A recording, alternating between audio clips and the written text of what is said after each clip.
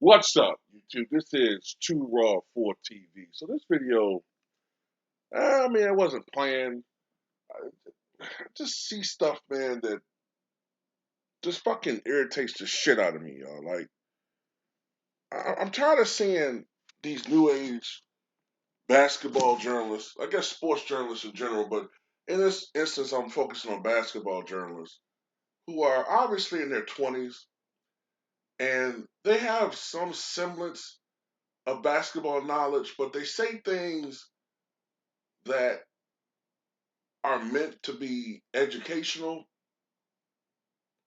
They say things that they feel are truths, but in reality, they are misleading and actually flat out wrong. And that only comes when you are not a true student of the history of the game. So I saw an article that was supposed to have been praising of Gary Payton, right? And the article talked about how Gary Payton was a pioneer at the point guard position because he made it acceptable to be purely defensive, to be purely a defensive player at the point guard position. That's a flat out fucking lie. First of all, we've had defensive point guards before Gary Payton, all right?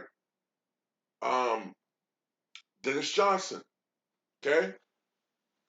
The great defensive point guard in the 1980s.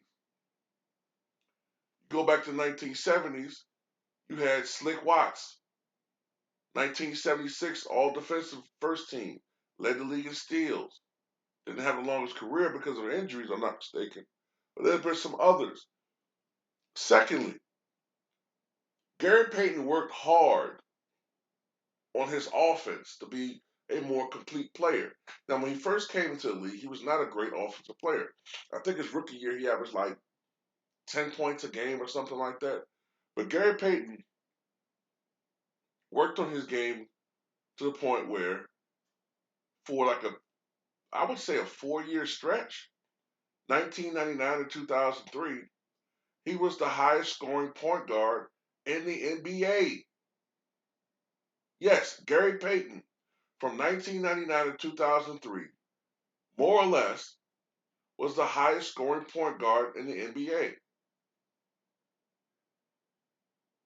I think 2003 was his highest scoring year. 2002 or 2003, he was averaging like 24 points a game. Back in that era, which would be like averaging 28, I guess now, 29. Gary Payton, but they tell you purely defensive. Now, was he a great shooter? No. But Gary Payton had developed a mid-range shot. He would he would post you up, and he had a decent three-point shot. Was he great? No, but he could knock it down at a 32%, 34% clip. Not a great three-point shooter, but he would. It didn't take a lot of them, but he can knock them down. He can get to a rhythm. But the point is, he could give you 20 points. He could give you on any given night.